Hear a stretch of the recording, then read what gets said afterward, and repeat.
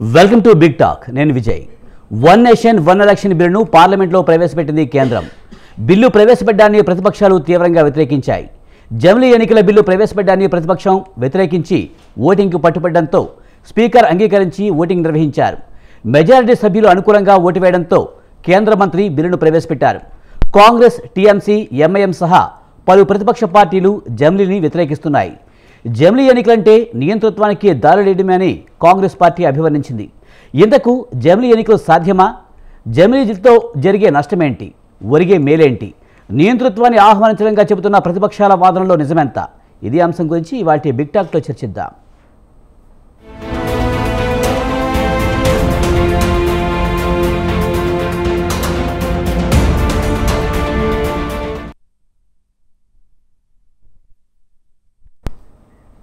జమిలీ ఎన్నికల సవరణ bill one nation one election బిల్లును కేంద్రం ప్రవేశపెట్టింది. అయితే ఈ బిల్లును కాంగ్రెస్, దాని మిత్రపక్షాలు తీవ్రంగా వ్యతిరేకిస్తున్న పరిస్థితి కనిపిస్తుంది. ఇది రాజ్యాంగ స్ఫూర్తిని దెబ్బతీయడమే అని కాంగ్రెస్ అంటుంది. జమిలీ ఎన్నికల వల్ల లాభాలేంటి, నష్టాలేంటి? అసలు జమిలీ సాధ్యమేనా?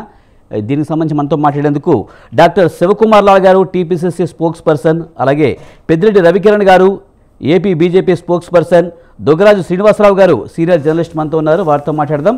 ముందుగా శ్రీనివాసరావు గారు, నమస్తే అండి. నమస్కారం సార్, జమిలీ ఎన్నికల సవరణ బిల్లును వన్ నేషన్ వన్ ఎలక్షన్ బిల్లును అయితే కేంద్రం ప్రవేశపెట్టింది. దీన్ని ప్రతిపక్షాలు, కాంగ్రెస్ అలాగే దాని మిత్రపక్షాలు కూడా తీవ్రంగా వ్యతిరేకిస్తున్న పరిస్థితి కనిపిస్తుంది. జమిలీ ఎన్నికల వల్ల లాభమా, నష్టమా? నమస్కారం అండి అందరికీ.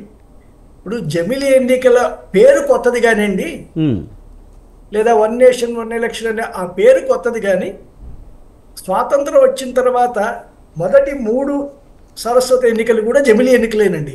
1947లో స్వాతంత్రం వచ్చి 1950లో రాజ్యాంగం వచ్చిన తర్వాత రాజ్యాంగంలో ప్రతి 5 సంవత్సరాలకి ఒకసారి ఎన్నికలు జరగాలి అంటే పదవీ కాలం ఏ ప్రభుత్వానికైనా 5 సంవత్సరాలే అనే పరిమితి ఉంది తప్పించి ఎన్నికల నిర్వహణ ఎలా జరగాలి అదేమి రాజ్యాంగంలో లేదండి.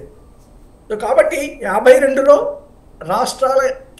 రాష్ట్రాల శాసనసభలకి అదేవిధంగా లోక్సభకి ఒకేసారి ఎన్నికలు జరిగాయి. 57లో కూడా అలా జరిగాయి, 62లో కూడా అలానే జరిగాయి, 67లో కూడా అలానే జరిగాయండి. అంటే స్వాతంత్రం వచ్చిన తర్వాత తొలి 20 సంవత్సరాలు జరిగిన ఎన్నికలన్నీ కూడా జమిలీ ఎన్నికలే.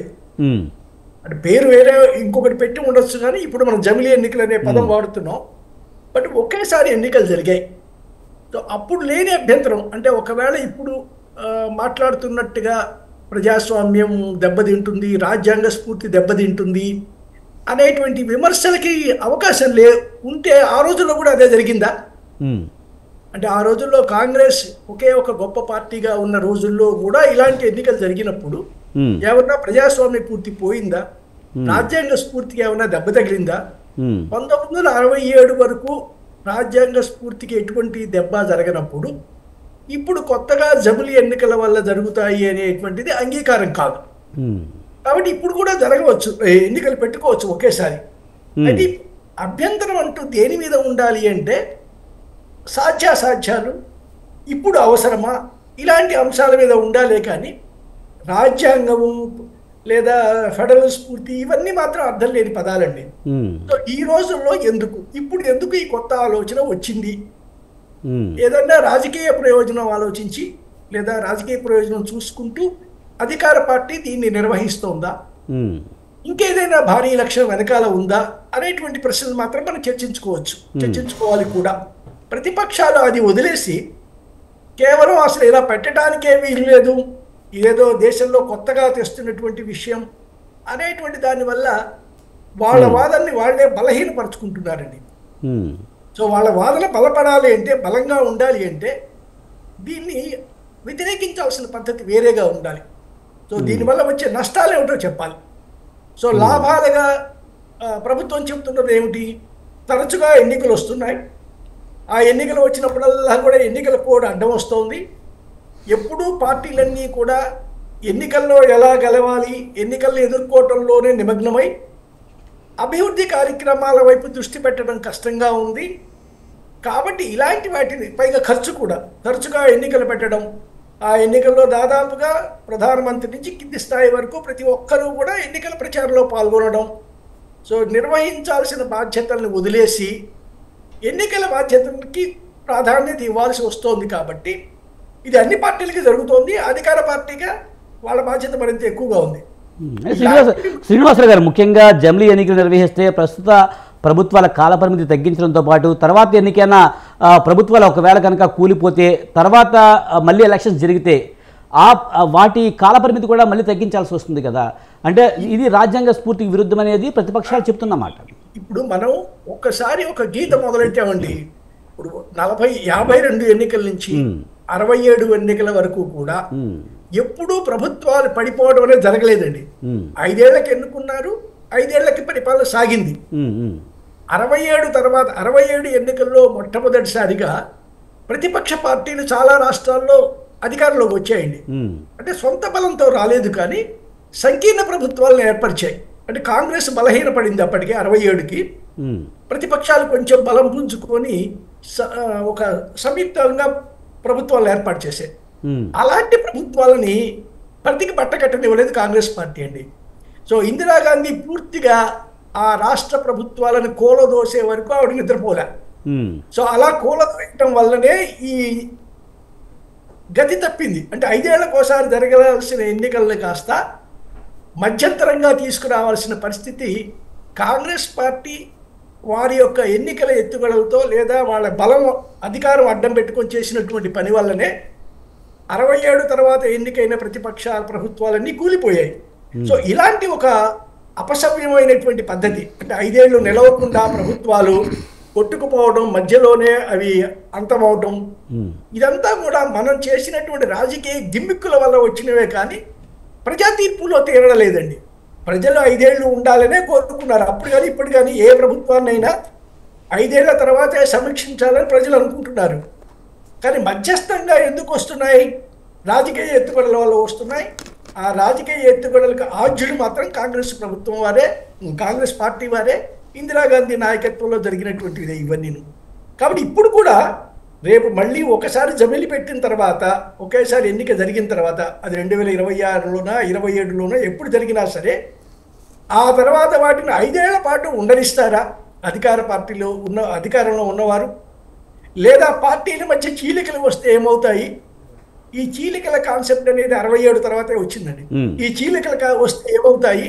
ఇవి మాత్రం బిల్లులో అసలు ఏం పెట్టారు అంటే వాళ్ళు ప్రతిపాదించిన బిల్లులో వీటిని ఎలా ఎదుర్కోవాలనుకున్నారు, ఆ వివరాలన్నీ బయటికి వస్తే తప్పించి పూర్తిగా అంటే మనకు పూర్తిగా బయటికి రాలేదు, నేను పూర్తిగా చూడలేదు. కానీ అది బయటికి వస్తే కానీ దీనివల్ల రాబోయేటువంటి ఇతర ప్రమాదాలు ఏవైతే ఉన్నాయో, అంటే ఇప్పుడు తరచుగా ఎన్నికల్ని తప్పిద్దాము అనే నినాదంతో ఈ తెస్తున్నప్పటికీ మళ్ళీ తరచుగా ఎన్నికలు నిర్వహించాల్సినటువంటి పరిస్థితి వచ్చే ప్రమాదం ఉంది. ఆ ప్రమాదాలు ఎలా దాటిపోగలుగుతారు? వీళ్ళు ఏం చేసి దాన్ని తప్పించుకోగలుగుతారు? ఎప్పుడైనా సరే 5 ఏళ్లలోపు ఒక ప్రభుత్వం పడిపోయినా సరే ఎన్నికలు పెట్టాం, రెండో స్థానంలో ఉన్న పార్టీకి అధికారం ఇస్తాం, అసలు ఏం చెప్పారు? ఎక్కడైనా అలాంటి పరిస్థితిని ఈ బిల్లు ఊహించిందా? మధ్యలో ప్రభుత్వ పతనాలని ఈ బిల్లు ఊహించిందా? ఊహిస్తే దాన్ని ఏ విధంగా ఓవర్కమ్ అవ్వాలనుకుంటున్నారు, దాటుకోవాలనుకుంటున్నారు, దాటగలవనుకుంటున్నారు? ఈ విషయాలు ఆ బిల్లు పూర్తిగా వచ్చిన తర్వాత, ప్రస్తుతానికి పార్లమెంట్ మెంబర్స్ చేతిలోనే ఉండి ఉంటాయి కాపీలన్నీ, రేపో మాపో బయటికి వస్తాయి. కాబట్టి మనం అప్పుడు స్పష్టంగా చెప్పగలుగుతాం. రైట్. శ్రీనివాసరావు గారు ఇంకా మాట్లాడదామండి. మనతో పాటు పెద్దిరెడ్డి రవికిరణ్ గారు ఉన్నారు, ఆయనతో మాట్లాడదాం. రవికిరణ్ గారు నమస్తే అండి. సార్, 1 నేషన్ 1 ఎలక్షన్ బిల్ అది కేంద్రం ప్రవేశపెట్టింది. మొత్తానికైతే మోదీ 2014లో వచ్చినప్పటి నుంచి మనకి ఈ జమిలీ ఎన్నికల గురించి వింటూనే ఉన్నాం. మొత్తానికైతే కేంద్రం బిల్లు ప్రవేశపెట్టింది. ఇప్పుడు సాధ్యమవుతుంది అనుకుంటున్నారా? విజయ్ గారు, ముందుగా మీకు తోటి ప్యానలిస్టులకి, స్వతంత్ర టీవీ వీక్షకులకు శుభ సాయంత్రం అండి. ఈరోజు లోక్సభలో ఒక చారిత్రకమైన ఘట్టం. ఒక 4 దశాబ్దాల పైచిలుగ్గా ఒకే దేశం ఒకే ఎన్నికలు కావాలని చెప్పేసి రకరకాల సంస్థలు చేస్తున్నటువంటి ప్రయత్నాలకి 4 దశాబ్దాల తర్వాత మోక్షం కలుగుతూ అట్లీస్ట్ లోక్సభలో బిల్లుని ఇంట్రడ్యూస్ చేయగలిగాం. ఈ సందర్భంగా అందరికీ అభినందనలు, శుభాకాంక్షలు. ఒకటి, ఇందాక దుగ్రా శ్రీనివాస్ గారు చెప్పింది, ఓకే, స్వతంత్రం వచ్చిన తర్వాత 20 ఏళ్ల పాటు జమిలీ ఎన్నికలు జరిగినాయి.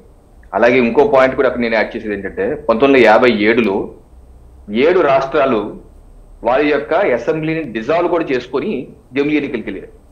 పెద్ద పెద్ద రాష్ట్రాలు, ఉత్తరప్రదేశ్, వెస్ట్ బెంగాల్, మెడ్రాస్ రాష్ట్రం, మైసూర్, అలాగే పంజాబ్, ఇటువంటి 7 రాష్ట్రాలు డిజాల్వ్ చేసుకొని మరీ వెళ్ళాయండి.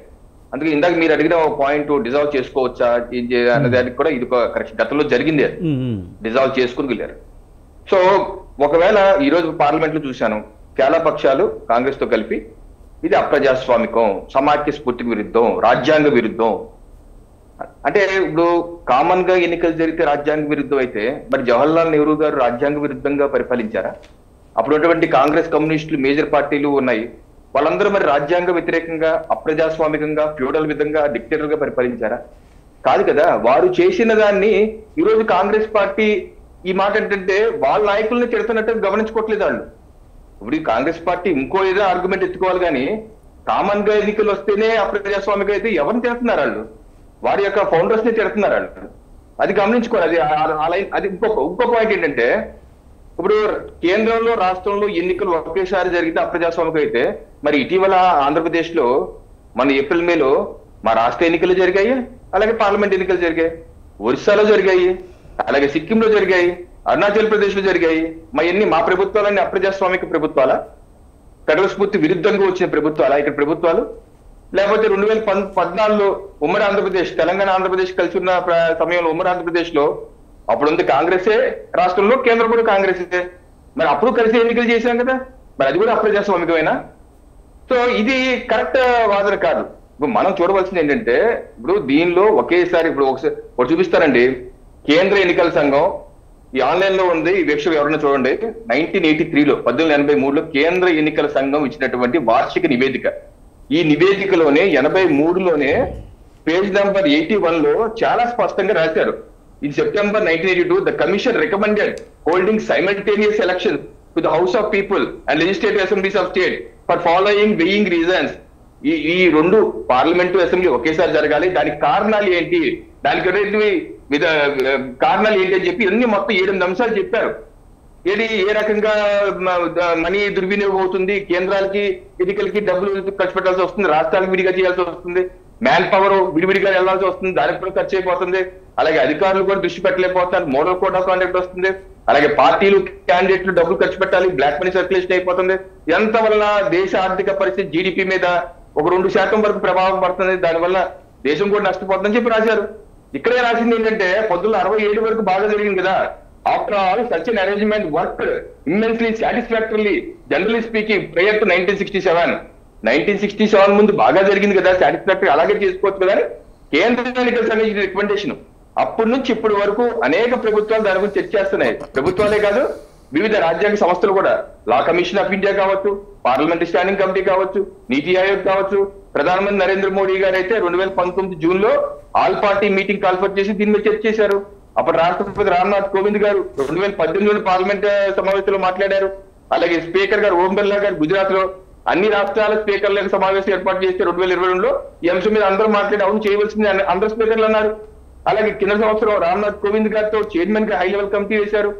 ఆ కమిటీ కూడా విస్తృతమైన, అంటే ఇవాళ పార్లమెంట్ లో క్షణంగా తీసుకొచ్చేసారు అన్న వారికి కూడా ఇది సమాధానం చెప్తున్నాను. క్షణంగా కాదు, ఇదంతా జరిగింది కదా. రామ్నాథ్ కోవింద్ గారి కమిటీ ఏర్పాటు చేసి 191 రోజులు అందరితో మాట్లాడి 65 సమావేశాలు పెట్టి 65 రాజకీయ పార్టీలకి మీ యొక్క అభిప్రాయాలు చెప్పమంటే దానిలో 45 పార్టీలు స్పందించాయి. 32 పార్టీలు అనుకూలంగా, 15 పార్టీలు వ్యతిరేకంగా. అలాగే వారు కొన్ని 1800 పేజీలు ఈవీఎంలు ఏ రకంగా, బ్యాలెట్ యూనిట్లు ఎన్ని కావాలి, కంట్రోల్ యూనిట్ ఎన్ని కావాలి, వివిప్యాట్లు ఎన్ని కావాలి, ఎంత ఖర్చు అవుతుంది ఒకదానికి, 8,000 కోట్లు ఖర్చు అవుతుంది, ఏ రకంగా అది వాడాలి, మొత్తం 18,000 పేజీలు ఆన్లైన్ లో ఉంది, ఎవరైనా చూడండి. అంతేగాని మనం ఇక్కడ ఒక మంచి ప్రయత్నం జరుగుతుంది, ఇది ఆ పార్టీకి ఈ పార్టీకి ప్రయోజనం కాదు, దేశ ప్రయోజనాల దృష్ట్యా ఒక మంచి కార్యక్రమం జరుగుతున్నప్పుడు దాని మీద చర్చించాలి. చర్చించి ఒక మంచి నిర్ణయం తీసుకోవాల్సిన అవసరం ఉంది. ఈ రోజు పార్లమెంట్ లో మీరు చూస్తే సమావేశాల్లో ప్రతిపక్ష పార్టీలు అన్ని కొన్ని పార్టీ ఓకే మాకు సరిగ్గా లేదన్నా, మీకు నేషనల్ ఎన్సీపీ పార్టీ చూడండి, శరద్ పవార్ గారి పార్టీ, సుప్రియ సూలే గారు మాట్లాడుతూ వారేమన్నారంటే దీన్ని ఇన్ ద గుడ్ స్పిరిట్ మేము దీన్ని సమర్థిస్తాము, ఇది కనుక జేపీసీకి వెళ్తే మేము దీని మీద ఆలోచించి సమర్థిస్తాం అన్నారు. వాడు ఉపయోగించిన మాట we will be happy to support if it leaves out of JPC అన్నారు. అంటే ఏంటి, ఎన్సీపీ ఇండి కూటమిలో ఉన్న పార్టీ కూడా నేను జేపీసీకి వెళ్తే అక్కడ చర్చించి మేము మంచిగా సపోర్ట్ చేస్తాం అంటున్నారు. అంటే అక్కడ కూడా స్టార్ట్ అయింది. ఈరోజు ప్రతిపక్ష పార్టీ కూటమిలో కూడా ఇది మంచిదే కదా, సరే జేపీసీకి వెళ్ళాలి, వెళ్తే అందరూ సమగ్రంగా చర్చిద్దాము, లోటుపాట్లు చర్చించి కరెక్ట్ చేసుకుందాం అంటున్నారు. సో ఆ రకంగా చర్చించి అందరూ ఏకాభిప్రాయంకి వస్తే మంచిగా జరుగుద్ది. ఇప్పుడు ఒకేసారి ఎన్నికలు జరగడం వల్ల ఈ ప్రాంతీయ పార్టీలు నష్టం ఏముందండి? ఇప్పుడు ఉదాహరణకి ఒరిస్సాలో 2019లో ఎన్నికలు జరిగాయండి, కేంద్రానికి రాష్ట్రానికి ఒకేసారి. ఆ కేంద్రం జరిగినప్పుడు కేంద్రం నరేంద్ర మోడీ గారికి ఎంపీ సీట్లు ఎక్కువ ఇచ్చారు, అలాగే బీజేపీ జనతాదళకి తక్కువ సీట్లు ఇచ్చారు. అదే సమయంలో జరిగిన అసెంబ్లీ ఎన్నికలకి బీజేపీ జనతాదళకి ఫుల్ మెజారిటీ ఇచ్చారు, బీజేపీకి సీట్లు ఇవ్వలేదు. సో ప్రజలు వారు తగు నిర్ణయం, ఆ సమయంలో తగు నిర్ణయం తీసుకున్న వాళ్ళు ఏ ప్రభుత్వం కావాలి, ఏ ప్రభుత్వం అక్కర్లేదని చెప్పేసి. అలాగే మొన్న 2024 ఒరిస్సా చూడండి, రెండు నవీన్ పట్నాయక్ గారి వయసు అయిపోయిందని చెప్పేసి పార్లమెంటు అసెంబ్లీ రెండు బీజేపీకి ఇచ్చారు. అలాగే అనేక ఉదంతాలు ఉన్నాయి. ఇప్పుడు ఇందిరాగాంధీ గారు ఎమర్జెన్సీ పెట్టినప్పుడు చెప్పిన తర్వాత జరిగిన ఎన్నికల్లో దేశవ్యాప్తంగా ఒక రకంగా ఇందిరాగాంధీ గారికి ఎగ్నెస్ట్ ఇస్తే ఉమ్మడి ఆంధ్రప్రదేశ్ లో ఫేవర్ గా ఇచ్చారు. అంటే కేంద్ర అంశాలే రాష్ట్రాల మీద ప్రభావం చూపిస్తాయి అన్న అంశం కూడా కరెక్ట్ కాదు. ప్రాంతీయ పార్టీలు కావచ్చు, జాతీయ పార్టీలు కావచ్చు, ఆ యొక్క ప్రజలు ఆ సమయంలో ఏం కావాలో నిర్ణయం తీసుకుంటారు. అంతేగాని ఒక జాతీయ స్థాయిలో ఒకే విధానం అన్ని రాష్ట్రాల్లో అమలైపోతే లేకపోతే వారి యొక్క ప్రభావానికి లోనవుతారు అన్నది కూడా కరెక్ట్ కాదు. ప్రాంతీయంగా ఏం కావాలో నిర్ణయం తీసుకుంటారు. ఉదాహరణ తీసుకుని ఢిల్లీ ఎన్నికల్లో పార్లమెంట్ నిర్వహిస్తే ఆమ్ ఆద్మీ పార్టీకి 0 వస్తాయి. 5 నెలల్లోనే మళ్ళీ నిర్వహిస్తే మాకు పెద్ద సీట్లు సింగిల్ డిజిట్లు వస్తాయి. ప్రజలకు ఒక ఐడియా ఉంది ఏం చేయాలన్నది. సో ఇది ఈ పార్టీ ఆ పార్టీ అని కాదండి, ఈ బిల్లు దేశానికి మంచిది, మంచి చేస్తారు. రవికిరణ్ గారు, ఏదేమైనా కేంద్రం అయితే బిల్లు ప్రవేశపెట్టింది, కానీ పార్లమెంట్ లో 3 అంతుల మెజారిటీ ఉండాలి, అప్పుడే పాస్ అవుతుందని చెప్తున్నారు. మరి బీజేపీకి తగిన బలం ఉందా? గతంలో 2 సార్లు అంటారా ఫుల్ మెజారిటీ వచ్చారు, అది వేరే విషయం. కానీ ఇప్పుడు మిత్రపక్షాల మీద ఆధారపడాల్సిన పరిస్థితి వచ్చింది. మరి బిల్లు పాస్ అయ్యే అవకాశం కనిపిస్తుందంటారా? సార్, ఇప్పుడు ఈ రోజు జరిగిన పార్లమెంట్ సమావేశం చాలా స్పష్టంగా చెప్పారు. ఓకే, మాకు ఓవరాల్ గా ఎన్డీఏకి 293 ఉంది. బట్ ఇది విస్తృతంగా జేపీసీ అమిత్ షా గారు కూడా ఫ్లోర్ ఆఫ్ ది హౌస్ చెప్పారు. మేము కేబినెట్ లో ఉన్నప్పుడే దీన్ని జేపీసీ పంపించి విస్తృత చర్చ జరగాలి. భారతీయ జనతా పార్టీ ఎన్డీఏ కూడా మేము కోరుకుంటుంది వాళ్ళు అవ్వాలి, అందుకని జేపీసీకి తీసుకెళ్తున్నాం. జేపీసీకి తీసుకెళ్ళమని చెప్పి ప్రతిపక్ష పార్టీలు కూడా అడిగాయి. అలాగే చేస్తారు, అలాగే డిస్కస్ చేస్తారు. డిస్కస్ చేసి తప్పనిసరిగా అందరి యొక్క మద్దతు కూడగొట్టుకొని తప్పనిసరిగా ఈ బిల్లు ఒక 3 నెలల తర్వాత 4 నెలల తర్వాత ఏ టైం ఫ్రేమ్ పెట్టుకుంటారు, మళ్ళీ వస్తే దాని మీద చర్చ చేస్తారు. కొన్ని ఎలా ఉంటాయండి, ఇప్పుడు ఉమెన్ రిజర్వేషన్ బిల్లు ఉందండి, మహిళా రిజర్వేషన్ బిల్లు దశాబ్దాలుగా కాంగ్రెస్ పార్టీ కోల్డ్ స్టోరేజ్ పెట్టింది, అవ్వలేదు, వాళ్ళకి అవ్వలేదు రకరకాల సార్లు. కానీ మేము ఫైనల్ గా తీసుకొచ్చాం. అది అన్ని పార్టీలు సపోర్ట్ చేశాయి. ఫస్ట్ మీరు కాదన్నారు, కాదని తర్వాత సపోర్ట్ చేశారు, ముందుకెళ్లారు కదా. ఇది కూడా అంతే. ఇప్పుడు ఇందాక మీకు చెప్పాను, ఎన్సీపీ సెల్ఫ్ పవర్ పార్టీ అప్పుడే మేము జేపీసీకి వెళ్తే వస్తే మేము సపోర్ట్ చేస్తాం అన్నారు. సో రేపు జేపీసీకి వెళ్ళాక అందరూ చర్చించుకొని రేపు కాంగ్రెస్ పార్టీ కూడా సమ్మతించి ముందుకు వస్తారేమో. ఎందుకంటే అందరితో ఏకాభిప్రాయం తీసుకొని ముందుకు వెళ్లాల్సిన అంశం అండి. ఎందుకంటే ఈ 3 రాష్ట్రాల్లో అండి రకరకాల పార్టీ ప్రభుత్వాలు ఉన్నాయి. ఆ రకరకాల పార్టీలు ప్రభుత్వాలు రేపు సహకరించి డిజాల్వ్ చేసుకుంటామో లేకపోతే ముందస్తు వెళ్తే ఏదో చేయాలి కదా. వాళ్ళ సహకారం కూడా రాకుండా జమిలీ ఎన్నికలు వెళ్ళలేము. ఇందాక మీకు చెప్పాను, 1957లో 7 రాష్ట్రాలు రిజైన్ చేసేసాయి, డిజాల్వ్ చేసుకున్నాయి. అలా ఇప్పుడు కూడా మన జమిలీకి వెళ్ళాలంటే అన్ని రాష్ట్రాలు ఇప్పుడు కొన్ని ఎలా ఉంటాయంటే, ఇప్పుడు మన ఎన్నికలు అయినాయి, వాళ్ళకి 5 years టర్మ్ ఉంటుంది కదా. రేపు ఫిబ్రవరిలో జనవరిలో ఢిల్లీ ఎన్నికలు వాళ్ళకి 5 years టర్మ్ ఉంటుంది. ఆ తర్వాత బీహార్ ఎన్నికలు వస్తాయి, వాళ్ళకి 5 years టర్మ్ ఉంటుంది. సో ఎక్కడో ఒక పాయింట్ లో కొన్ని రాష్ట్రాలు డిజాల్వ్ చేసుకోవాలి ప్రభుత్వాన్ని, కొన్ని రాష్ట్రాలు ఎక్స్టెండ్ చేసుకోవాలి.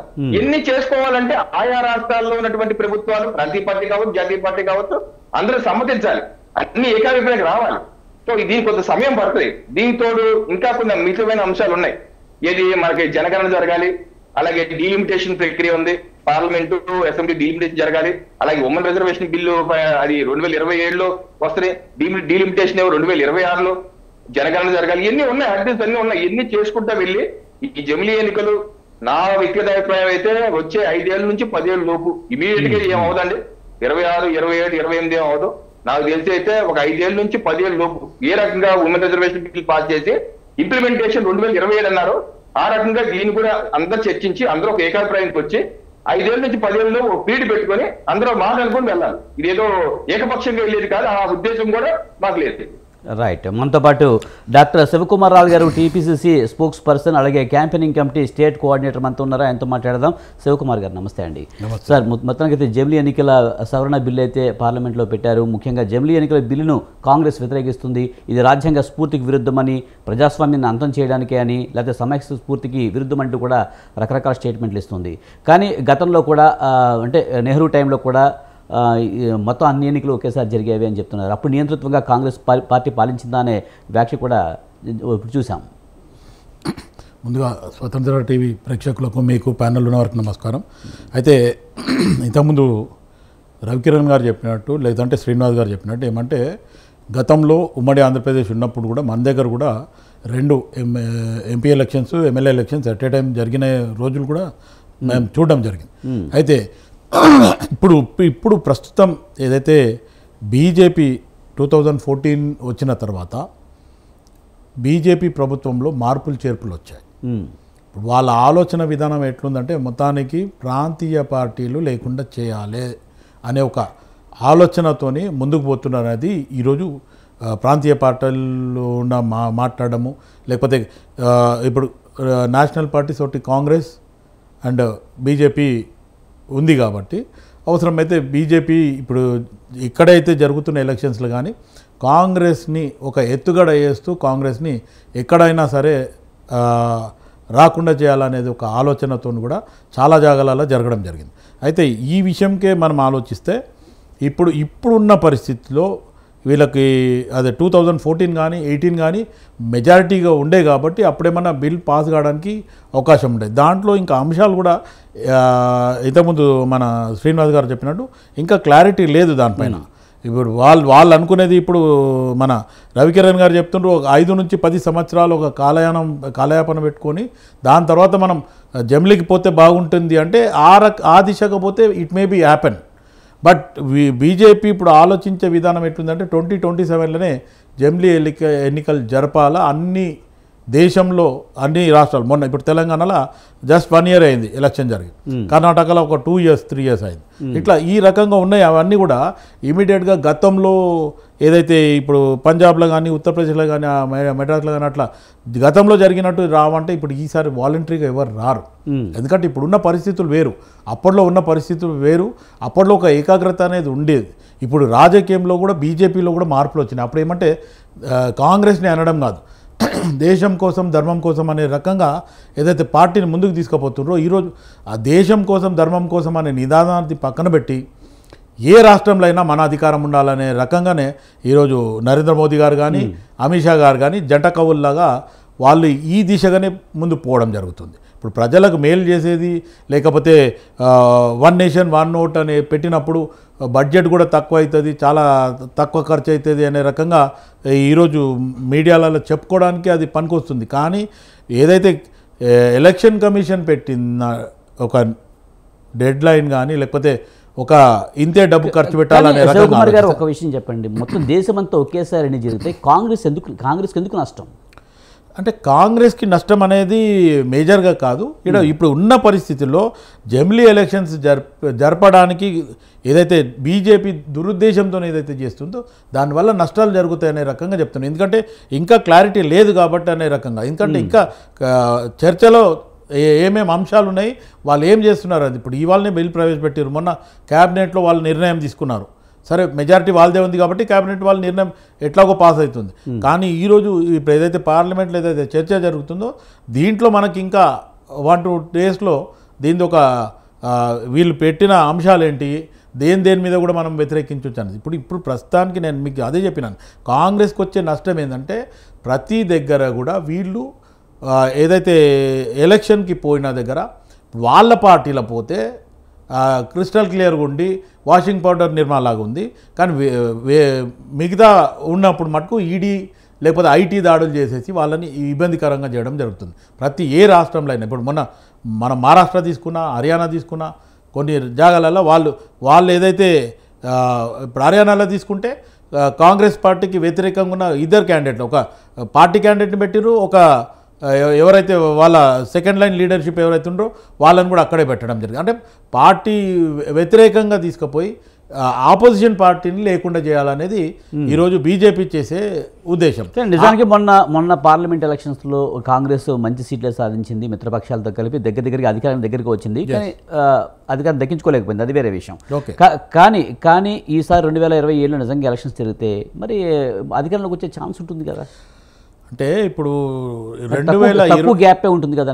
2027లో ఇప్పుడు ప్రస్తుతానికి ఎలక్షన్స్ జరిగితే మటుకు మిగతా ఏదైతే తెలంగాణ అనుకోండి, ఇంకా వేరే రాష్ట్రాల్లో 1 year అయింది. ఆ 1 yearలోనే ఈ బిల్ పాస్ అవ్వడము, లేకపోతే ఈ బిల్ పాస్ అయిన తర్వాత ఇమీడియట్గా ఏదైతే 27లో ఎలక్షన్లు జరుగుతాయి అనుకుంటే, ఇప్పుడు ఏదైతే రాష్ట్రాలు ఉన్నాయో ఆ రాష్ట్రాలు ఇప్పుడు ప్రస్తుతానికి ఇప్పుడున్న ఏదైతే రాజకీయ పరిస్థితులను మటుకు ఒప్పుకునేది. గతంలో రాజకీయ పరిస్థితులు బాగున్నాయి, చెప్పే విధానం బాగుండే, వినే విధానం కూడా. ఇప్పుడు ఎట్లుందంటే రాజకీయాలలో ఒకరంటే ఒకరు అపనమ్మకం అయిపోయింది. ఆ అపనమ్మకంలో ఈరోజు బీజేపీ దాంట్లో ఎట్టి పరిస్థితుల్లో మనం అధికారంలో ఉండాలి, ఆపోజిషన్ పార్టీ అనేది లేకుండా చేయాలనేది ఈరోజు బీజేపీ చేస్తున్న ఆలోచన.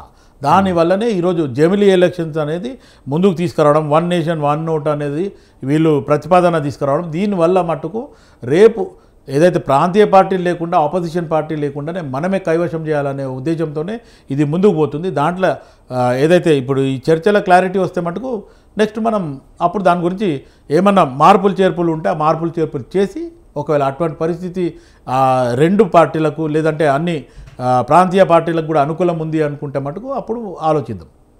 రైట్. శ్రీనివాసరావు గారు, మీరు ఎలా చూస్తారు? కొన్ని ప్రాంతీయ పార్టీలకు నష్టం జరుగుతున్నది ఒకటైతే, ముఖ్యంగా ప్రధాన ప్రతిపక్షంగా ఉన్న ప్రతిపక్షాలని తొక్కడం కోసమే ఇప్పుడు జమిలీ ఎన్నికలు తీసుకొస్తుంది అంటున్నారు. దీనివల్ల బీజేపీ లాభపడుతుందని చెప్తున్నారు. ఇది ఎంతవరకు కరెక్ట్? ఎలా మాట్లాడతామండి? అలాగా అంతిమంగా తీర్పు ఇచ్చేది ప్రజలు. అవును. సో బీజేపీ ఏమైనా అనుకోవచ్చు, ఎత్తుగడ ఏమైనా వేయవచ్చు, అంటే ఇలా వెళ్తే మాకు లబ్ధి చేకూరుతుంది అనే ఆలోచన ఉండవచ్చు. అంత మాత్రం చేత దాన్ని ప్రజలు అంగీకరించాలా? ఇప్పుడు 2004లో వాజ్పేయి ప్రభుత్వం 6 నెలలు ముందుగా రాజకీయ ఎన్నికలకు వెళ్ళింది. అప్పుడు ఏమనుకున్నారు? మేమే మళ్ళీ వస్తాము, అభివృద్ధి సాధించాము, మళ్ళీ మేమే అధికారంలోకి వస్తాము అనుకొని 6 నెలలు ముందస్తు ఎన్నికలకి వెళ్ళారు. కానీ ఏం జరిగింది? ప్రజా తీర్పు వ్యతిరేకంగా వచ్చింది ఆ రోజు ఎన్డీఏ ప్రభుత్వానికి. సో కాబట్టి ప్రజలను మర్చిపోయి కేవలం పార్టీల గురించి మాట్లాడుకోవడం అనేది అర్థం లేని విషయం అండి. సో అది బీజేపీకి లాభమా లేదా కాంగ్రెస్కి లాభమా అనేది ప్రజాక్షేత్రంలో తేలాల్సిన విషయమే. కానీ ఎలా లాభం వస్తుంది బీజేపీకి ఇప్పుడు జమిలీ ఎన్నికలకు వెళ్తే ఏమిటి, ఎలా వస్తుంది లాభం? ప్రత్యేకంగా ప్రజలు గమనించరా? శివకుమార్ గారు ఏం చెప్తున్నారంటే, ముఖ్యంగా ప్రతిపక్ష పార్టీలని ఈడీ ఐటీ దాడులతో ఇబ్బంది పెట్టి గెలవాలి అన్న ఒక ఆలోచన కూడా బీజేపీకి ఉందంటున్నారు. ఇప్పుడు ఈడీ అనేటువంటిది లేదా సిబిఐ లాంటిది వాడటం అనేటువంటిది జరుగుతోంది అంటే ఇదే కొత్త విషయం మాత్రమే కాదు. ఇప్పుడు జరుగుతున్నటువంటి విషయాలన్నిటికీ కూడా గతంలో ఉదాహరణలు బోల్డెన్ని ఉన్నాయండి. సో మనం చూసినటువంటిది. కానీ దానివల్లనే కనుక జరిగేట్టయితే హిమాచల్ ప్రదేశ్లో ఓడిపోకూడదు, కర్ణాటకలో ఓడిపోకూడదు. కర్ణాటకలో కూడా ఈడీ ప్రయోగం జరిగింది కదా. అయినా కూడా కర్ణాటకలో ప్రజలు కాంగ్రెస్ అనుకూలంగా తీర్పిచ్చారు, తెలంగాణలో తీర్పిచ్చారు, తర్వాత తమిళనాడులో బీజేపీని ఓడించి డిఎంకేని గెలిపించుకున్నారు.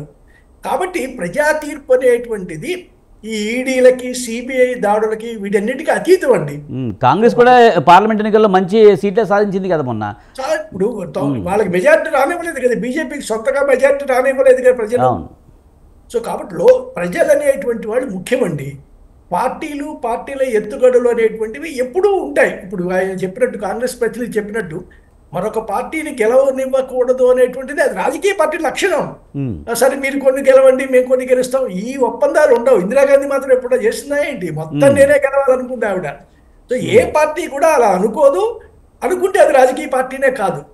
వీలైనంత వరకు నా పార్టీనే గెలవాలి, మా పార్టీనే అధికారంలో ఉండాలి అనుకోవటం అనేది రాజకీయ పార్టీకి ఉండాల్సిన లక్షణం. అది ప్రాథమిక లక్షణం, అధికారం సంపాదించడం అనేటువంటిది. సో దాంట్లో మాటలు చెప్పగలరు, వాగ్దానాలు చేయగలరు, ప్రజల ముందుకు రకరకాల ఎత్తుగడలతో వెళ్ళగలరు, ప్రసంగాలు చేయగలరు. ఇక నిర్ణయించాల్సింది మాత్రం ఓటర్లే.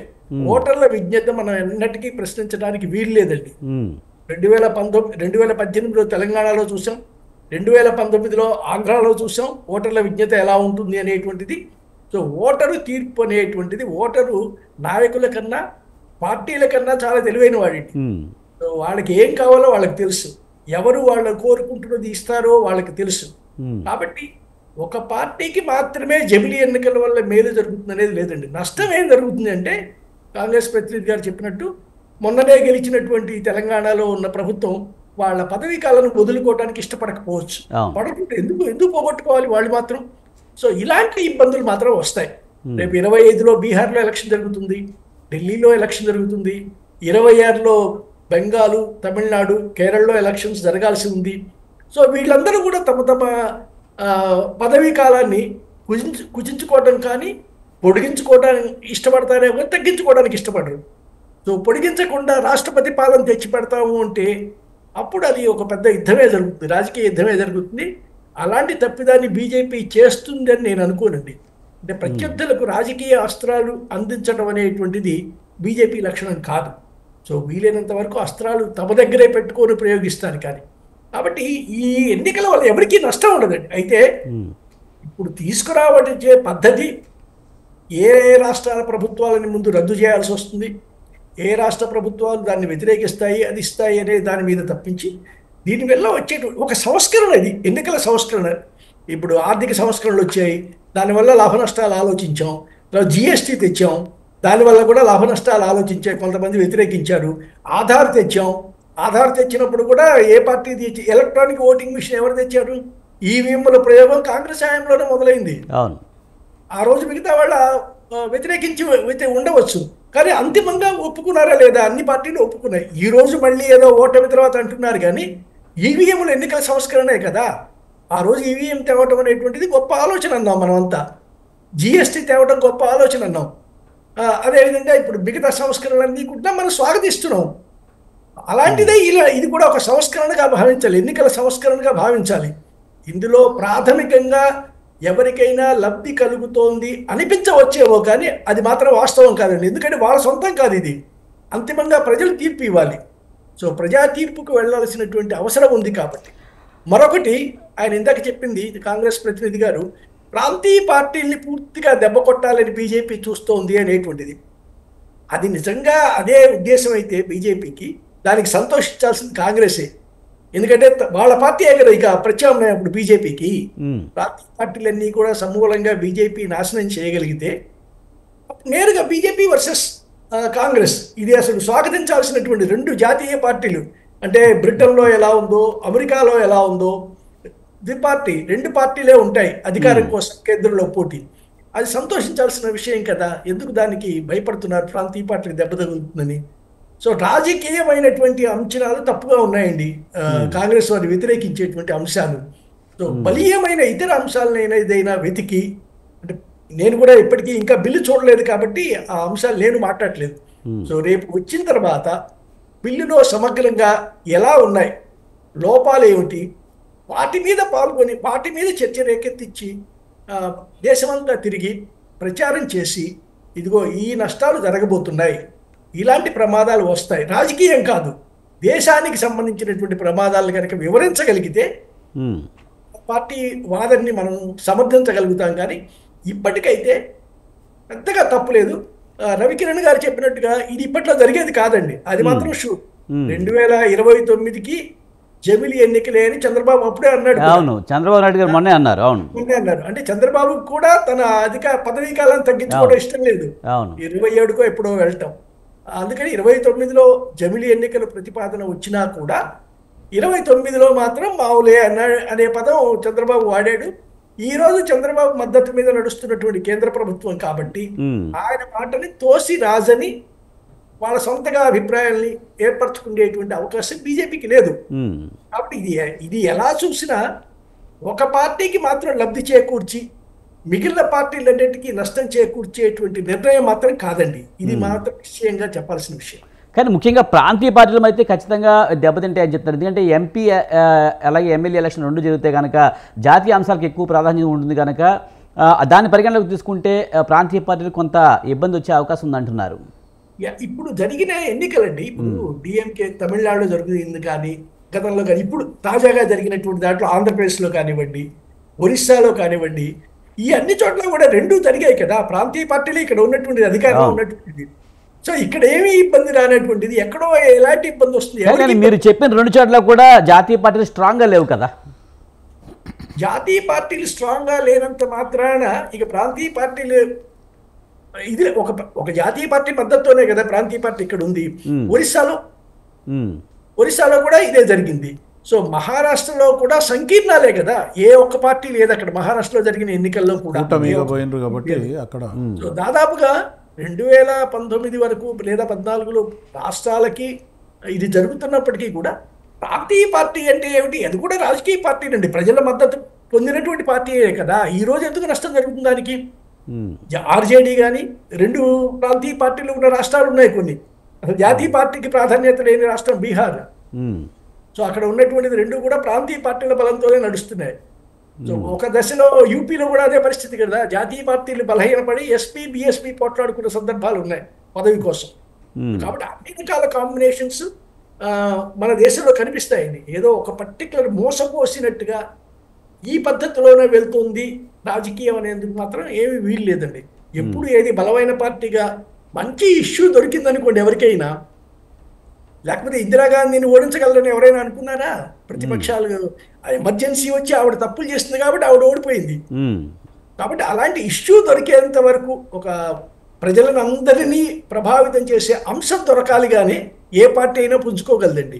అది తెలుగుదేశానికి వచ్చిన అవకాశం అదే కదా. కాంగ్రెస్ తరచుగా ముఖ్యమంత్రులను మార్చి అంజయ్యని విమానాశ్రయంలో అవమానించి ఇలా చేయబట్టి కదా తెలుగుదేశానికి కలిసి వచ్చింది. సో కాబట్టి ఒక అంశం కావాలే కానీ ఒక దానివల్ల ఎన్నికల వల్ల పార్టీలు ఓడిపోవడం, ప్రాంతీయ పార్టీలు వెనక్కబడిపోవడం అది జరిగే విషయం కాదండి. రైట్. రవికిరణ్ గారు, ముఖ్యంగా మెజారిటీ స్థానాల్లో బీజేపీ పాలిత రాష్ట్రాలు ఉన్నాయి, అయినా సరే మెజారిటీ సరిపోయిన పరిస్థితి కనిపిస్తుంది. మరి కాంగ్రెస్ దాని మిత్రపక్షాల మీద కన్నేసింది బీజేపీ అంటున్నారు. మరి మిత్రపక్షాలు కలిసి వచ్చే అవకాశం కనిపిస్తుందంటారా? ఒకటి, మన చర్చలో కొన్ని అంశాలకు సమాధానం చెప్తాను. ఇందాక జస్ట్ ఈవీఎం గురించి కూడా చెప్పారు కాబట్టి ఒక ఆసక్తికరమైన విషయం ఏంటంటే, ఈ ఇందాక చూపించినటువంటి ఎలక్షన్ కమిషన్ ఆఫ్ ఇండియా 1983 నివేదిక, వార్షిక నివేదికలో అండి ఒక ఆసక్తికరం ఏంటంటే, use of electronic voting machine 83లోనే యూజ్ ఆఫ్ ఎలక్ట్రానిక్ మెషిన్ కేంద్ర ఎన్నికల సంఘం రాసింది. దీన్ని ఏం రాశారంటే, in a meeting convened by chief election officer, the representatives of Indian National Congress urged that the voting in the by-election from so-and-so constituency to be held by electronic voting machine and not by ballot paper. అంటే అక్కడ జరిగినటువంటి ఉప ఎన్నికల్లో మాకు EVM కావాలి, Congress party గొడవ పెట్టిందట. EVM పెట్టండి, అంతేగాని ఈవీఎం కాకుండా బ్యాలెట్ పేపర్ ఏంటని చెప్పి అడిగారు. ఇది 1982లో. అది మరి జస్ట్ ఒకటి. ఇంకో పాయింట్, ఇప్పుడు ఇందాక మిత్రులు మన పెద్దలు దుర్గా శ్రీనివాసరావు గారు ఒక మాట అన్నారు, ఇది ఒక ప్రభుత్వం ఏర్పడ్డాక మధ్యలో కూలిపోతే ఆ ప్రభుత్వం అప్పుడు పరిస్థితి ఏంటి అని. ఇది బిల్ అంటే డ్రాఫ్ట్ బిల్లు, ఇవాళ ప్రవేశపెట్టినటువంటి బిల్ ఇది.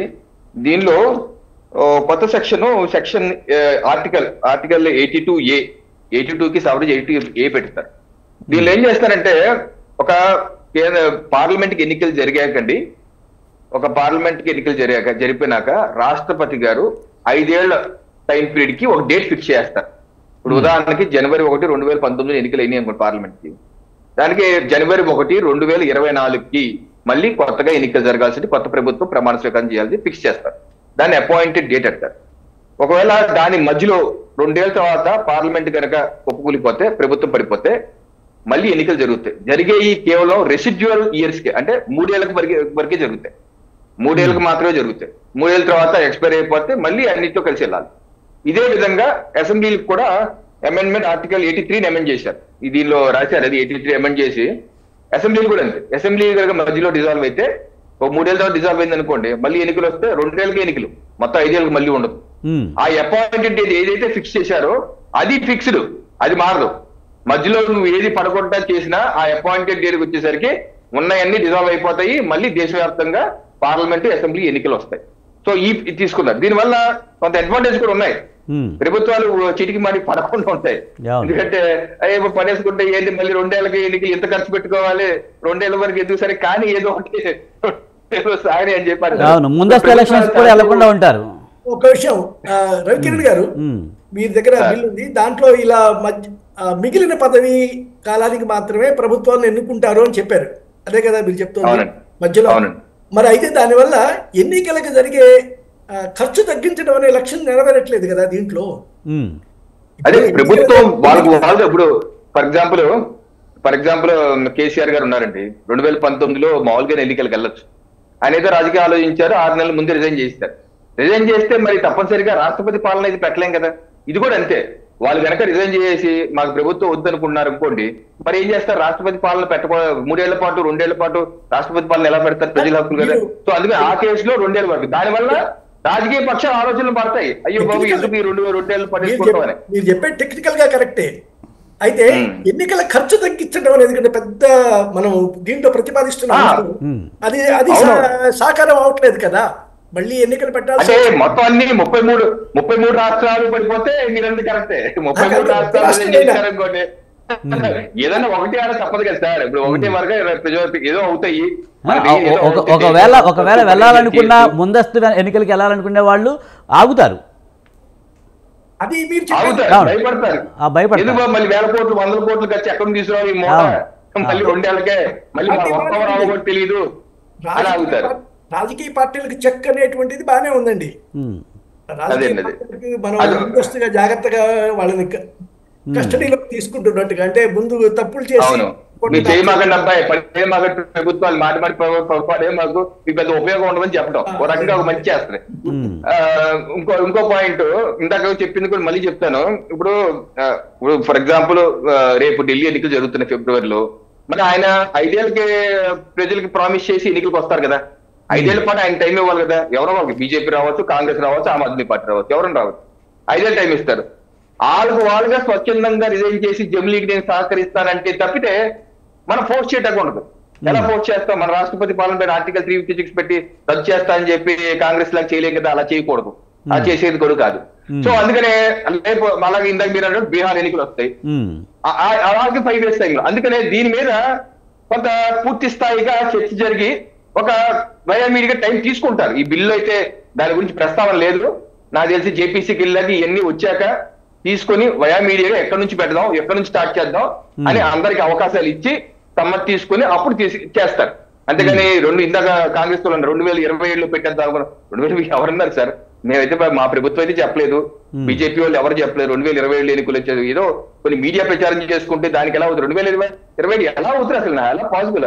అవకాశం లేదు. ఇందా నేను చెప్పా కదా, జనగణన జరగాలి, పార్లమెంట్ పునర్వ్యవస్థకి. ఈసారి పార్లమెంట్ స్థానాలు 200 300 పెరుగుతాయి, చాలా పెరుగుతాయి. ఆ పెరిగే స్థానాలు ఏంటో చూసుకోవాలి. అసెంబ్లీలు పెరుగుతాయి.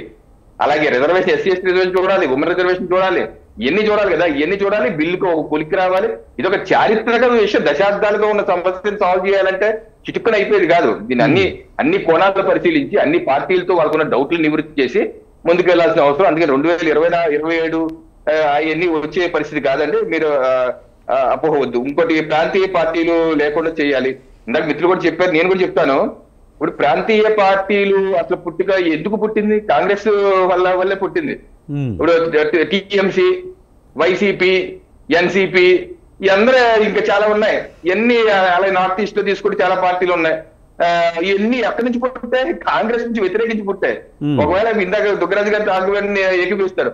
ఒకవేళ వాళ్ళు ఏమన్నా ఇదైపోతే కాంగ్రెస్ కి అడ్వాంటేజ్ కదా, మీరే పెద్ద పార్టీ అవుతారు కదా. 1 2 ప్రాంతీయ పార్టీలు మాత్రమే ఉన్నారు కదా ఎన్డీఏ కూటమిలో. ఎన్డీఏ కూటమిలో 25 ప్రాంతీయ పార్టీలు ఉన్నాయి. మరి వాళ్ళ యొక్క ప్రయోజనాలు దెబ్బతినే విధంగా నిర్ణయం మేము తీసుకుంటే, బీజేపీ తీసుకుంటే వాళ్ళు ఎందుకు సహకరిస్తారు మాతో? ఇది ప్రాంతీయ పార్టీ జాతీయ పార్టీ ప్రయోజనం అని కాదని, దేశ ప్రయోజనం. ఇది ఎవరికి ఏమి ఇబ్బంది లేదు. ఇప్పుడు ఫర్ ఎగ్జాంపుల్ మొన్న 2024 ఏప్రిల్లో పార్లమెంట్ దేశవ్యాప్తంగా జరిగినాయి, ఒక 10 ఫేజ్లు జరిగినాయి ఎన్నికలు. మరి జరిగితే మా నాయకులు ప్రచారం చేశారు, మీ నాయకులు ప్రచారం చేశారు. మరి మీకు కూడా సీట్లు వచ్చాయి, మాకు కూడా వచ్చాయి. బీజేపీ బుల్డోజ్ చేసేదే ఉంది. బీజేపీ బుల్డోజ్ చేసేస్తే మాకు 240 దగ్గర ఎందుకు ఆగిపోతాం? మీరు 99 వచ్చి ఎందుకు ఆగిపోతారు? 100 కూడా పాపం టచ్ చేయలేకపోయారు, 99 వచ్చి ఎందుకు ఆగిపోతారు? సో మేము బుల్డోజ్ చేసేది ఉండదు కదా. అలా బుల్డోజ్ చేసేదైతే 2014లో మీరు ఎందుకు ఓడిపోతారు? ఎన్డీఏ ఎందుకు గెలుస్తాం మేము? మాకెందుకు 2019లో సరే 2014 మీరే ఉన్నారు ప్రభుత్వం, 10 ఏళ్ళగా మీరే ఉన్నారు. అంత బుల్డోజ్ చేసే వ్యవస్థ, అంత బుల్డోజ్ చేసి ఈడీ సిబిఐలు ఉంటే మరి మీరెందుకు ఓడిపోతారు? మీరు ఓడిపోరు కదా. సో ఎన్ని ఏంటంటే కారణాలు కాదండి, ప్రజలు విశ్లేషించుకుంటారు. ఏ రాష్ట్రంకి ఆ రాష్ట్రం అసెంబ్లీ ఎన్నికలు వచ్చేసరికి, జాతీయ ఎన్నికలు వచ్చేసరికి ప్రజలు చాలా విజ్ఞతగా ఉన్నారు. ఎవరికి ఏ రకంగా ఓటేయాలో నిర్ణయించుకుంటున్నారు. స్థానిక పరిస్థితులు ఏంటి, రకరకాల పరిస్థితులు బేరీజ్ వేసి చేసుకున్నారు, కానీ దీన్ని జాతీయ అంశాలే ఇన్ఫ్లుయెన్స్ అవుతాయి అన్నది కరెక్ట్ కాదండి. ఇంకోటి అయితే వద్దనాల జంబీ అదే సార్, ఇంకేమంటే అడగండి. రైట్. ఇక మరి స్థానిక సంస్థల ఎన్నికలు కూడా ఈ ఎంపీ అలాగే ఎమ్మెల్యే ఎలక్షన్తో కలిపే చేయాలని అంటున్నారు, అది సాధ్యమవుతుందంటారా మరి? లేదండి, అది అవట్లేదు. ఎందుకంటే ఇప్పుడు రామ్నాథ్ కోవింద్ గారి కమిటీ 2 సిఫార్సు చేశారు, హై లెవెల్ కమిటీ. ఒక సిఫార్సు ఏంటంటే కేంద్ర రాష్ట్ర ఎన్నికలు ఒకేసారి జరిగే విధంగా సిఫార్సు చేశారు. దానిలో ఒకటి రాజ్యాంగ సవరణ చేసే బిల్లు 129 రాజ్యాంగ సవరణ, మరొకటి సాధారణ బిల్లు. ఈ సాధారణ బిల్లు దేనికంటే Delhi national capital territory act, ఆ యాక్ట్ ని సవరించడం, అలాగే యూనియన్ టెరిటరీస్ యాక్ట్ ని సవరించడం, అలాగే జేఎన్కే పునర్వ్యవస్థీకరణ బిల్లు, ఆ యొక్క బిల్లును సవరించడం. ఈ రాజ్యాంగ సవరణ కాదు, నార్మల్ యాక్ట్ సవరణ. సో ఇది సాధారణ బిల్లే, సింపుల్ మెజార్టీతో అయిపోతుంది. ఇంకో సెకండ్ పార్టీ ఏమన్నారంటే ఈ ఎన్నికలు అయిపోయిన 100 రోజుల్లోపు స్థానిక సంస్థల ఎన్నికలు కూడా జరగాలన్నారు. స్థానిక సంస్థలు అంటే మొత్తం అన్నిటికీ ఎమ్మెల్యే పంచాయతీ ఎన్నికల నుంచి ఎంపీటీసీ, జడ్పీటీసీ అన్ని జరిగిపోవాలి దేశవ్యాప్తంగా. అయితే కేంద్ర కేబినెట్ దీని మీద ఆలోచించి ఆ సెకండ్ పార్ట్ అప్పుడే వద్దు, ఫస్ట్ పార్ట్ మాత్రం తీసుకున్నారు. ఫస్ట్ పార్ట్ ఇప్పుడు ఈ రోజు ప్రవేశపెట్టింది కూడా ఫస్ట్ పార్టే, సెకండ్ పార్ట్ తీసుకోవట్లేదు. సెకండ్ పార్ట్ తీసుకోవాలంటే దానిలో కూడా మిగతా అంశాలు ఉన్నాయి. ఎలా ఉన్నాయి? ఎలక్టోరల్ ఓటర్ లిస్టులు అనమాట. ఇప్పుడు ఓటర్ లిస్టులు మున్సిపల్ ఎన్నికలు ఓటర్ లిస్ట్ వేరే రకంగా ఉంటాయి, అసెంబ్లీ ఓటర్ లిస్ట్ వేరే రకంగా ఉంటాయి. సో అందుకని ఒక కామన్ ఎలక్టోరల్ లిస్ట్ రావాలి. కామన్ ఎలక్టోరల్ లిస్ట్ రావాలంటే ఈ యొక్క ఆ సెకండ్ బిల్లు కూడా రాష్ట్రాలకు వెళ్ళాలి. రాష్ట్రాలకు వెళ్ళి 50% రాష్ట్రాలు దాన్ని ఆమోదించాలి. ఇంకా అదే ఆ ప్రక్రియ ఇంకా కొంచెం టైం పడుతుంది. సో అందుకని ఫస్ట్ ప్రక్రియ మాత్రం ప్రాధాన్యత తీసుకుని ముందు ఈ ప్రక్రియతో ముందుకు వెళ్దాం అనుకున్నారు. ప్రస్తుతం అయితే స్థానిక సంస్థల ఒకేసారి నిర్వహించడం అనేది అది ప్రస్తుతం అలా హోల్డ్ లో ఉందండి. ఫస్ట్ ప్రతిపాదనతో మాత్రమే ముందుకు వెళ్తున్నారు. రైట్. శివకుమార్ గారు, ముఖ్యంగా జమిలీ ఎన్నికల వల్ల ఎప్పుడు పడితే అప్పుడు ప్రభుత్వాలు పడిపోవు. ఒకవేళ పడిపోయినా ఆ మిగతా 2 సంవత్సరాలకి పడిపోతే మిగతా 3 సంవత్సరాలకి ఎన్నికలు జరిగేలాగా చట్టం తీసుకొస్తున్నారని చెప్తున్నారు. మరి దీనివల్ల ముందస్తు ఎన్నికలకి వెళ్ళే అవకాశాలు కూడా తగ్గిపోతాయి. దీనివల్ల లాభమే, అలాగే అధికారుల టైం మిగులుతుంది, ప్రజాధనం వృధా కాకుండా ఉంటుందని చెప్తున్నారు. ఒకటి ఏమంటే ఇప్పుడు రవికిరణ్ గారు చెప్పినట్టు డ్రాఫ్ట్ బిల్ చూసి అది ఆ పాయింట్ చెప్పిండ్రు కాబట్టి అది ఖచ్చితంగా ఒకవేళ దాని మీద ఆ నిర్ణయం అదే తీసుకుంటే మటుకు రేపు మిగతా పార్టీలతో పాటు కాంగ్రెస్ పార్టీ కూడా ఇప్పుడు మ్యాక్సిమంగా ఆలోచించేది ఏంటంటే బీజేపీ ఇప్పుడు అధికారంలో ఉంది కాబట్టి ఖచ్చితంగా వాళ్ళు నయాన భయాన మొత్తానికి అపోజిషన్ పార్టీని లేకుండా చేయాలనేది చేస్తున్నారు అనే ఒక ఆలోచనతోనే ముందు మాట్లాడడం జరిగింది. ఇప్పుడు డ్రాఫ్ట్ బిల్లో ఇది ఇప్పుడు ఈ పాయింట్ ఇది ఉంటే ఇప్పుడు ఇంకోటి ఏమంటే దీంతో పాటు 5 ఆర్టికల్స్ కూడా మార్చాలా, సవరణ చేయాల్సి వస్తుంది. ఇప్పుడు ఇవన్నీ సవరణ చేసిన తర్వాత దాంట్లో మార్పులు చేర్పులు ఏం చేస్తారు? దాని తర్వాత ఇప్పుడు ఒకవేళ 2 ఇయర్స్లో ఒకవేళ ఏదన్నా రాష్ట్రంలో అధికారం కూలిపోతే వీళ్ళు ప్రెసిడెంట్ రూల్ పెడతారు అనే రకంగా గవర్నర్ పాలన పెట్టి అట్లాగే కొనసాగిస్తారు, లేకపోతే మిగతా పార్టీని ప్రాంతీయ పార్టీ కానీ లేకపోతే అపోజిషన్ పార్టీ ఏదన్నా రానియరు అనేది ఒక అపోహ ఉండింది. ఇప్పుడు డ్రాఫ్ట్ బిల్ ఆ పాయింట్ ఉంది అన్నారు కాబట్టి ఆ అపోహ ఖచ్చితంగా అది పక్కకి వెళ్ళిపోతుంది. అంటే ఏదైతే 2 ఇయర్స్ 3 ఇయర్స్ ఏదైతే బ్యాలెన్స్డ్ ఉందో ఆ రూలింగ్ జనరల్గా ఎలక్షన్స్ అవుతాయి, ఆ 2 ఇయర్స్ వరకే ఉంటుంది. మళ్ళీ ఏదైతే కామన్గా 5 ఇయర్స్కి జమిలీ ఎట్లయితే పోతుందో అది పోతుంది అనుకుంటే అప్పుడు బిల్లు కూడా చూడకుండానే కాంగ్రెస్ వ్యతిరేకిస్తుందా మరి ఇదంతా కూడా? ఇప్పుడు డ్రాఫ్ట్ బిల్లో పాయింట్స్ అనేది ఇప్పుడు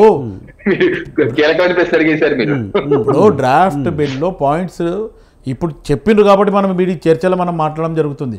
ఇప్పుడు ఆడ పార్లమెంట్లో ఏ రకంగా మాట్లాడుతున్నా అనేది ఇంకా 1-2 డేస్లో మనకు తెలిసిపోతుంది. ఏ రకంగా ఇప్పుడు కాంగ్రెస్ పార్టీ ఎందుకు అపోజ్ చేస్తుంది, లేకపోతే ప్రతిపక్షాలు ఎందుకు జమిలీకి ముందుకు పోమంటున్నాయి అనేది మనం మాట్లాడడం. ఇప్పుడు మన చర్చల మటుకు ఇప్పుడు రవికిరణ్ గారు ఏదైతే డ్రాఫ్ట్ బిల్లో ఆ పాయింట్స్ చదివి చెప్పిండు కాబట్టి ఇప్పుడు నేను మీకు ఆన్సర్ ఇవ్వడం జరిగింది. ఇది సంగతి. ఎందుకంటే పార్లమెంట్లో ఏం జరుగుతుంది, దాంట్లో దీనికి కాంగ్రెస్ పార్టీ వ్యతిరేకిస్తుంది, ఆపోజిషన్గా ఎందుకు మాట్లాడుతుంది అనేది మనం ఇంకో 1-2 డేస్ చర్చ జరిగిన తర్వాతనే దీని మీద ఒక క్లారిటీగా మాట్లాడవచ్చు. రైట్. శ్రీనివాసరావు గారు, ముఖ్యంగా ఇప్పుడు బీజేపీ అయితే సొంతంగా అధికారంలో అయితే లేదు, మిత్రపక్షాల మీద ఆధారపడింది. అలాగే ఇంకా ఈ మెజారిటీ కూడా సరిపోదు అంటున్నారు. మరి ఇంకా కాంగ్రెస్కు సపోర్ట్ చేస్తున్న మిత్రపక్షాలను కూడా తన వైపు తిప్పుకునే ప్రయత్నాలు చేస్తుంది, మాట్లాడుతుంది అని అంటున్నారు. అది సాధ్యమవుతుందంటారా? అది నా ఉద్దేశంలో అయితే ఉమ్, ఇప్పుడు సాధ్యం కాదండి. అసలు ఆ ఉద్దేశం బీజేపీకి కూడా ఉందని నేను అనుకోను. ఉమ్, సో మొట్టమొదట వాళ్ళు అనుకున్నది వాళ్ళు ఆ, మొదటి నుంచి వాళ్ళ మేనిఫెస్టోలో పెట్టుకున్నారు కాబట్టి ఉమ్, దాన్ని ఇప్పుడు తీసుకొచ్చారు. ఉమ్, ఇప్పుడు కొంతకాలం చర్చ అంతా దీని మీద నడుస్తుంది, మిగతా అంశాలన్నీ వెళ్ళిపోతాయి. సో చాలా కాలం పార్టీలన్నీ ఈ విషయం మీద ఆ, పై ఇది పోట్లాడుకోవటమో వాదించుకోవటమో చేసుకుంటూ ఉంటాయి. ఉమ్, అంతేగాని సాధ్యాసాధ్యాల పరంగా చూసినట్టయితే 2026, 27, 29 లోపు ఇవి సాధ్యం కాదు. ఉమ్, చాలా చాలా మార్పులు తీసుకుంటూ రావాలి, ఉమ్, చాలా పార్టీలు ఒప్పించాలి, చాలా పార్టీల యొక్క మద్దతు కూడా కట్టుకోవాలి. పైగా ఇవన్నీ చాలా ఉన్నాయి. జనగణన మిగిలి ఉంది. సో పార్లమెంట్ రీకాన్స్టిట్యూట్ చేయాల్సినటువంటి నెంబర్ ఆఫ్ మార్చాల్సినవి ఉన్నాయి. ఈ మార్పులన్నీ లేకుండా ఉమ్, అసలు హఠాత్తుగా ఇదే సంఖ్యతో ఎలక్షన్లకు వెళ్ళటం అనేది జరగదండి. జరిగే అవకాశం కూడా లేదు. అయితే అలాగే దీన్ని విపరీతంగా వ్యతిరేకిస్తున్న కాంగ్రెస్ పార్టీ కేవలం 3 రాష్ట్రాల్లో మాత్రమే అధికారంలో ఉంది. లోక్సభలో కూడా 99 సీట్లు మాత్రమే ఉన్నాయి. మరి దీన్ని ఆపే సత్తా ఇప్పుడు కాంగ్రెస్కు ఉందంటారా? అంటే బిల్లుగా వాళ్ళు చట్టం తీసుకురావాలి అని పూర్తిగా అనుకుంటే మాత్రం, బీజేపీ అనుకోని చేస్తే మాత్రం ఆగదండి ఇది. ఉమ్, సో వాళ్ళకి ఎలా సహకారం అందుకోవాలో, మిగతా పార్టీలు ఎలా కన్విన్స్ చేయాలో, ఎలా కన్విన్స్ చేస్తే కాంగ్రెస్ని ఏకాకిని చేయవచ్చో ఉమ్, ఈ ఎత్తుగడ బాగా తెలుసండి. సో కాంగ్రెస్ కనుక ఎత్తుగడ ఇప్పటికే వాళ్ళు కాంగ్రెస్ నాయకత్వంలో నడుస్తున్న ఐఎన్డిఏ కూటమికి ఆల్రెడీ దెబ్బ తగిలింది. అది విచ్ఛిన్నం అవుతోంది, ఎక్కడా కూడా ఐక్యత పోయింది. ఆ పద్ధతిలో రాజకీయంగా కనుక కాంగ్రెస్ని ఏకాకిని చేస్తే కాంగ్రెస్ ఆత్మస్థైర్యం దెబ్బతింటుందండి. సో ఈ రాహుల్ గాంధీ, ప్రియాంక వాద్రాలు మనల్ని రక్షించలేరు అనేటువంటి అభిప్రాయం కాంగ్రెస్ కింద వాళ్ళకి కలిగిందనుకోండి, ఇక బీజేపీకి ఎదురుండదు. అలాంటి ఎత్తుగడ అంటే సైకలాజికల్ వారికి మాత్రం ఇది పనికొస్తుందండి. దానికోసమే తీసుకొచ్చారని నా అభిప్రాయం. సో ఇది తీసుకొచ్చి మొత్తం మీద ఒక గందరగోళం ప్రతిపక్ష గ్రూప్లో సృష్టించడం అనేటువంటి ప్రాథమిక లక్ష్యం మాత్రం బీజేపీకి నెరవేరింది. ఆల్రెడీ ఇప్పటికే నెరవేరింది ఆ రాజకీయ ఎత్తుగడ. ఇక మిగతా సాధ్యాసాధ్యాలు అనేటువంటివి మాత్రం వాళ్ళ చేతిలో కూడా లేవు.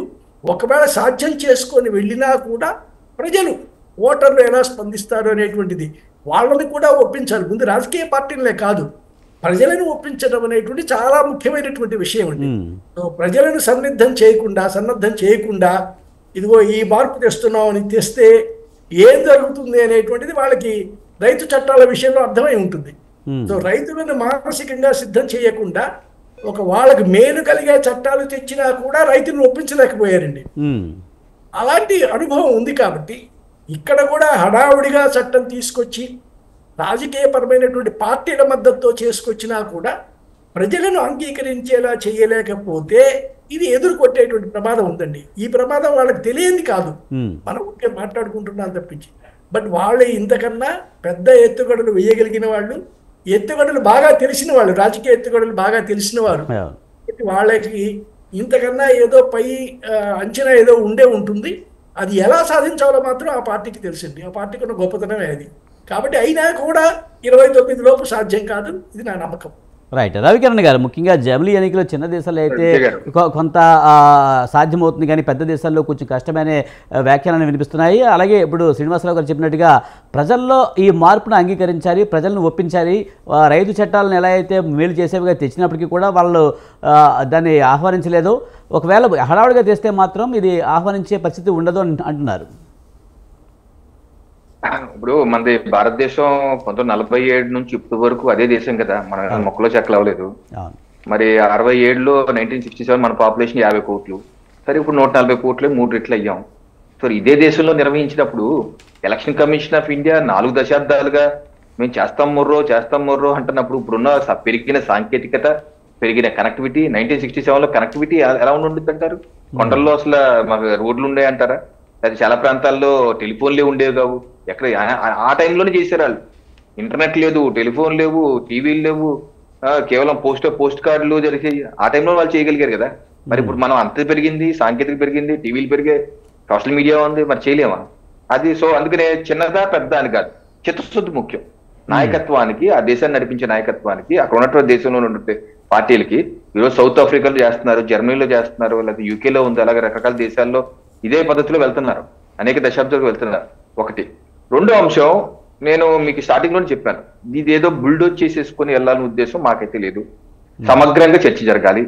ప్రధానమంత్రి నరేంద్ర మోడీ గారు కూడా కేబినెట్ లో కూడా ఏం చెప్పారు, జేపీసీకి వెళ్ళాలి, ఇది మొత్తం అందరితో చర్చించాలి, అందరితో మాట్లాడి దేశవ్యాప్తంగా తిరుగుతారు జేపీసీ. ఇలా ఏ రకంగా వకఫ్ బిల్లు దేశవ్యాప్తంగా తిరిగారు, తెలంగాణకు వచ్చారు, ఆంధ్రప్రదేశ్కి వచ్చారు, అలాగా ఈ జేపీసీ కూడా అన్ని రాజకీయ పక్షాలతో మాట్లాడతారు, దానిలో కమిటీ సభ్యుల్లో ఉంటారు, అన్ని పార్టీలతో అన్ని ప్రజలతోనూ ఈమెయిల్ ద్వారా రకరకాల ద్వారా వచ్చి కలవమంటారు. సో విస్తృతమైనటువంటి అభిప్రాయాలు తీసుకుంటారు, ప్రజల్లో చర్చ జరగాలి. ఇప్పుడు మీలాంటి ఛానల్ ద్వారా చర్చ పెట్టారు కాబట్టి చాలా ఆనందం. ఇది democracy, they should be healthy debate. ప్రజలు అర్థం చేసుకుంటారు, ఇది కాంగ్రెస్ ఏం చెప్తున్నారు, బీజేపీ ఏం చెప్తున్నారు, విశ్లేషకులు ఏం చెప్తున్నారు అని. ఇవన్నీ ఏంటంటే మనలాంటి చర్చల ద్వారా ప్రజల్లోకి వెళ్ళాలి. ప్రజలు they will form an opinion, ఇది మంచిది, ప్రజలు కనుక ఇది మంచిది అని కన్విన్స్ అయ్యారనుకోండి, ఆబ్వియస్ గా ఆ పార్టీలు కూడా మనసు మార్చుకోక తప్పదు.